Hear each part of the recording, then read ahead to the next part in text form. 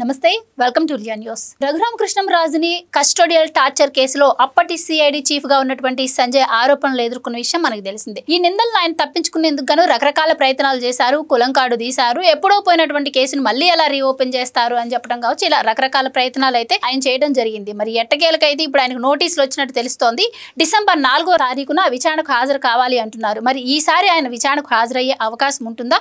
మరి విచారణకు హాజరైతే ఈ కేసు ఏ మలుపు తిరగబోతుంది అన్న విషయాన్ని తెలుసుకుందాం. మనతో పాటున్నారు ప్రముఖ ఆర్థిక, రాజకీయ, సామాజిక విశ్లేషకులు అరిస్మల్లి శ్రీనివాస్ గారు. నమస్కారం అండి. నమస్కారం అండి. సార్, రఘురామ కృష్ణంరాజు గారు ఆయన కేసు ఏంటి స్లోగా నడుస్తుంది, అసలు ఇది మళ్ళీ ముందుకెళ్తుందా లేదా? ఎందుకంటే సంజయ్ గారు చెప్పారు ఏంటో ఎప్పుడో మూసేసిన కేసును మళ్ళీ అలా రీఓపెన్ చేస్తారు అని చెప్పి, టెక్నికల్ ఇష్యూస్ ఏమైనా ఉన్నాయేమో అని చెప్పి ఇప్పటి వరకు అందరూ అనుకున్నారు. కానీ ఇప్పుడు ఆయనకు నోటీసులు వెళ్ళడం జరిగింది. ఏంటి మరి ఈసారి కూడా ఆయన తప్పించుకునే ప్రయత్నం చేస్తారా?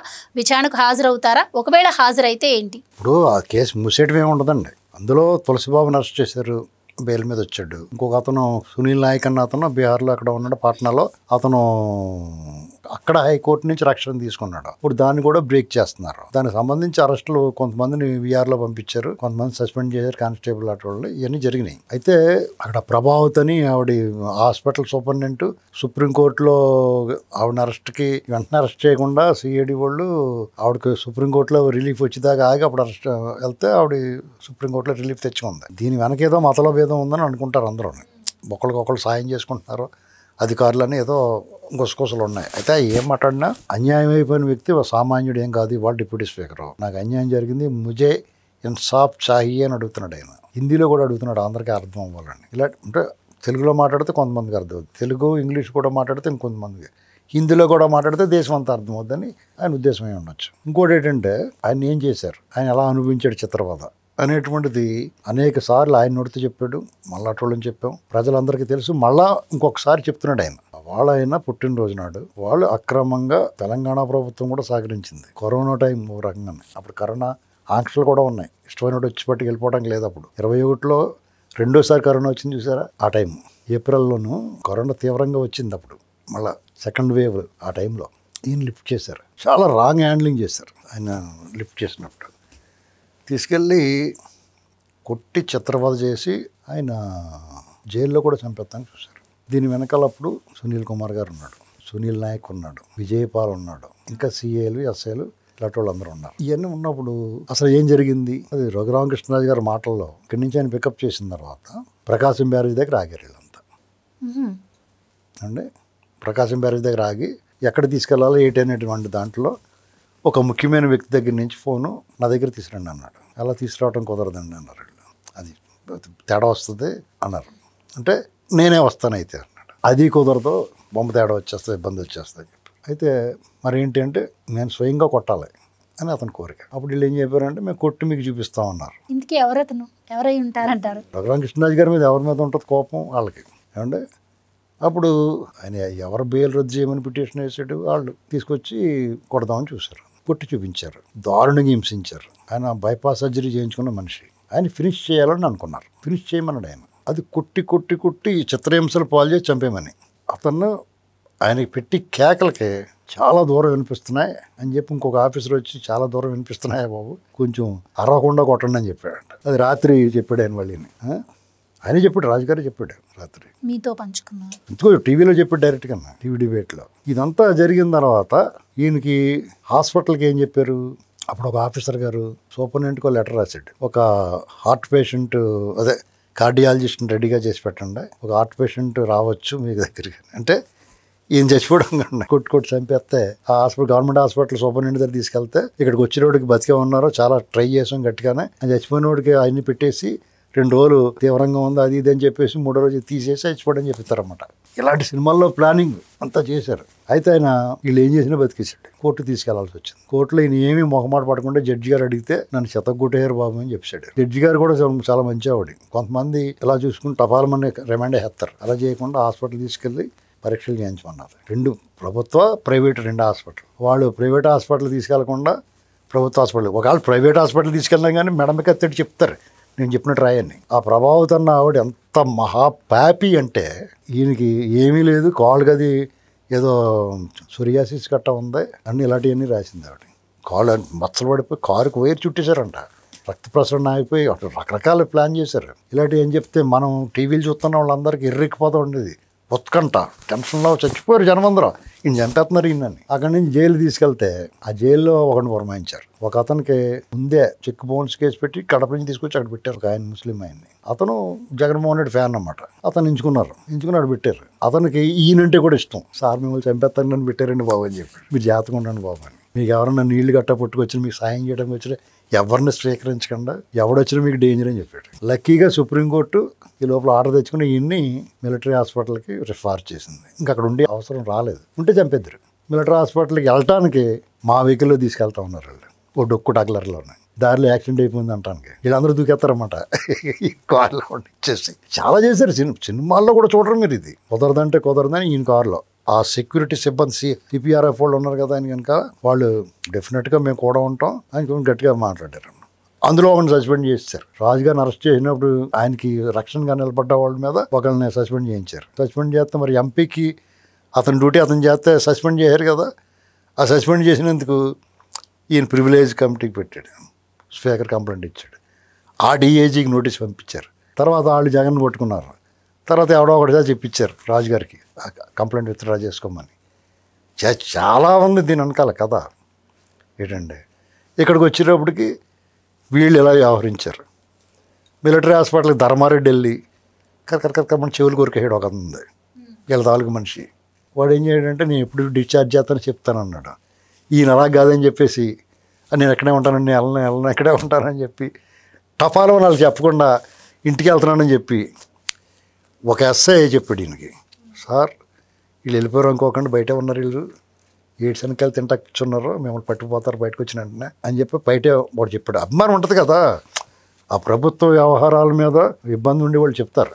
అప్పుడు వీళ్ళ డిశ్చార్జ్ తీసుకుని ఆ డాక్టర్ చెప్పాడు, డిశ్చార్జ్ చేస్తున్నాం ఎలా వాళ్ళకి పట్టేసుకోండి మీరు పట్టుకోండి అని.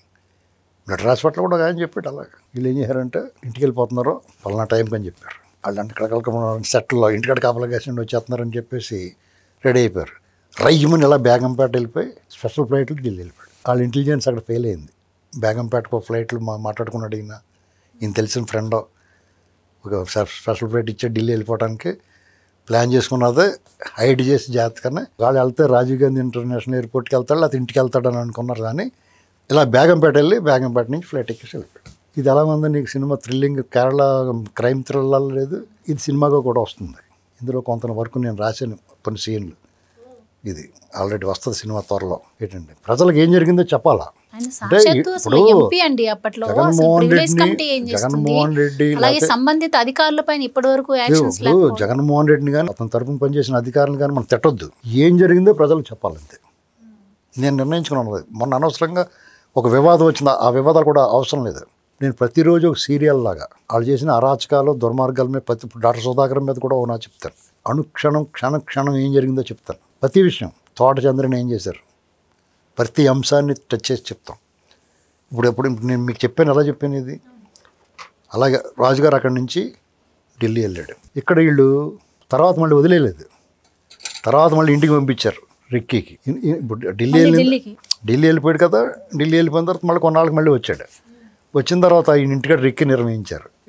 ఒకడొచ్చి అవసరమైతే ప్రైవేటు వ్యక్తులు వచ్చి పోలీసు దుస్తుల్లోనూ లేపేసి పోలీసుల మీద చూస్తే పోలీసులు అనుకుంటారు లిఫ్ట్ చేసి లేపేస్తానికి, లేదనుకోండి మామూలుగా వెళ్ళిపోతారు. అలాగ ఒకరిని పట్టుకుంటే నేను పోలీసుని అన్నాడు, ఐడెంటిటీ లేకుండా వచ్చి ఐడి లేకుండా. తర్వాత వీళ్ళ మీద కేసులు పెట్టారు. అదే రోజైనా బయట ఇంకో రోజు ఏం జరిగిందంటే బయట ఒకడు నిలబడి చూస్తున్నాడు. వీళ్ళకి సంబంధించిన మనిషి ఏంటి ఇక్కడ ఉన్న వీడని అడిగితే అతను ఇతనికి చెప్పాడు, వీడెవడో దారిపోయేవాడు అనుకుని, దీనికోసం వచ్చి మా వాళ్ళు వస్తున్నారు అది అని. ఇది చెప్పిన వెంటనే ఈయన మళ్ళీ ఢిల్లీ వెళ్ళిపోయాడు. చాలా దాగుడు మూతల కింద ఉన్నాయి. తర్వాత కొంత వెసులుబాటు వచ్చింది సుప్రీంకోర్టు నుంచి, రిలాక్సేషన్ వచ్చింది. అప్పుడు ఈయన మళ్ళీ హైదరాబాద్లోనే. అయినా సరే రిస్కే. ఇక్కడ స్టీఫెన్ రవీంద్ర ఇలాంటి వాళ్ళు అందరూ ఉండి కొంచెం ఇబ్బంది పెట్టేవారు. జగన్మోహన్ రెడ్డికి బీఆర్ఎస్ ప్రభుత్వం ఉండేది. టీఆర్ఎస్ ప్రభుత్వం జగన్ సహకారం ఇస్తా ఇలా చేస్తూ ఉండేవారు. ఇవన్నీ జరుగుతుండగానే అలుసతరంలో విగ్రహం ఆవిష్కరణకి అదొక ఎపిసోడ్. అన్ని మార్గాల్లో రోడ్డు మార్గం మీద వెళ్దాం, లేకపోతే హెలికాప్టర్లు వెళ్ళాలి, ఫ్లైట్లు వెళ్దామా, ఎన్ని ప్లాన్ వేసుకుని ఆఖరి ట్రైన్కి వెళ్తే ట్రైన్ తగలబెట్టడానికి చూశారు. పిడిగిరాళ్ళ సత్యనపల్లిలో ప్లాన్ చేశారు. ఆ సమాచారం మాకు రఘురామకృష్ణరాజు గారు వెళ్తున్నటువంటి అందులో నేనున్నాను ఎంతో పూట వాళ్ళు ఆ బృందంలో వాళ్ళు అయిపోతాను చూశారు. మాకు సెంట్రల్ మినిస్టర్ ఉన్నాడు ట్రైన్లో, అలా జరగదు అనుకున్నాం. కానీ సెంట్రల్ మినిస్టర్ గారు ఎక్కలేదు, ట్రైన్ ఎక్కలేదు. అమ్మనేమో నిజవేరా బాబు వాళ్ళు ప్లాన్ అనుకున్నాం. ఒక ఎమ్మెల్సీ గారు చెప్పాడు అది. ఇదైన తర్వాత మాతో పోటే మా బృందంలోనే వాడు దూరేసాడు జాయిగానే. బేగంపేటలో దిగిపోయాం మేము. దిగిపోవడానికి ముందు ఏం జరిగింది, అయినా సరే వెళ్దాం ఏదోటి అవుద్ది అనుకుంటే ఆ భీమవరంలో వీళ్ళందరినీ పట్టుకుని రఘురామకృష్ణరాజు గారి ఫాలోవర్స్ అందరినీ పట్టుకుని ఫ్లెక్సీలు వేయించి ర్యాలీ తీశారు కొంతమంది. ఆ పిల్లలు 10 మందిని పట్టుకుని చెత్తగొట్టేశారు. వాళ్ళ అమ్మ బాబుని తీసుకొచ్చి కూర్చోబెట్టి తల్లిదండ్రులని వాళ్ళ చేత ఫోన్ చేశారు, మీరు వచ్చారా ఇది చంపేస్తామని. అయ్యా మీరు రాకుండా పిల్లల్ని చంపేస్తున్నారని చెప్పారు. అప్పుడు రఘురామకృష్ణ గారు చాలా బాధపడిపోయాడు, ఏంటి అన్యాయం అని. ఆగిపోయి దిగిపోయాం మేము. దిగినప్పుడు మాతో పాటు ఒకటి దగ్గర రివాల్వర్ చూసాం మేము. దాన్ని పట్టుకుంటే పారిపడి విడిపించుకుని పట్టుకుని కుమ్మేద్దాం అనుకున్నాను. దొరకకుండా పారిపోయాడు. అలాగంటే ఎప్పటికప్పుడు ఈయన మీద 100 కేసులు పెట్టేసి ఏదో రకంగా లోపల తీసుకెళ్ళి మళ్ళీ ఇంకో రౌండ్ వేసి ఏదో రకంగా ఇప్పుడు ముందు చంపేస్తారండి. చంపేసిన తర్వాత ఎంత గింజుకుంటే తర్వాత అవుద్ది. గవర్నమెంట్ అంతా వాళ్ళ చేతిలో ఉంది. అదే ఆ గవర్నమెంట్ లేదు, గవర్నమెంట్ వాళ్ళ చేతిలో లేదనుకో చంపి ఇప్పుడు మనం చంపారు చూడండి ట్రైన్లో, అలా చేయాలి. అది గవర్నమెంట్ వాళ్ళ చేతిలో ఉందనుకో డైరెక్ట్గా వాళ్ళే ముక్కల కింద కమ్మ కొట్టేసి మాంసం పొట్టలు కట్టినట్టు కట్టేస్తారు. మరి ఆయన ఎందుకు వదిలేయాలి ఈ కేసుని? అంత టార్చర్ పెట్టి అంత వెంటాడినప్పుడు శిక్ష తప్పకుండా పడాలి. కానీ ఇక్కడ పివి సునీల్ కుమార్ గారు నిజంగా బాగా చదువుకున్నాడు, సామాజిక స్పృహ ఉన్నవాడు. ఇక్కడ దురదృష్టం ఏంటంటే పివి సునీల్ కుమార్ గారు నిజంగా మంచి ఆఫీసర్. ఒకనొకప్పుడు చంద్రబాబు నాయుడు గారు అయ్యాలో చాలా మంచి పేరు తెచ్చుకున్నాడు. ఉమేష్ చంద్ర మాకు ఆదర్శం అని పడిన, మీ దగ్గర మేము చేయగలుగుతున్నాం, మీలాగా మేము కూడా నిజాయితీగా పనిచేస్తాం. వాళ్ళ వర్గాలకి అన్యాయం జరిగితే ఆయన చాలా వైలెంట్గా రియాక్ట్ అయిన మనిషి, తీవ్రంగా స్పందించాడు. థూ అని ఒక పుస్తకం కూడా రాశాడు. స్వచ్ఛంద సంస్థలు కూడా నడుపుతున్నాడు తెలుస్తుంది. కానీ అంబేద్కర్ మిషన్ ఇప్పుడు నడిపిస్తున్నాడు ఆయన.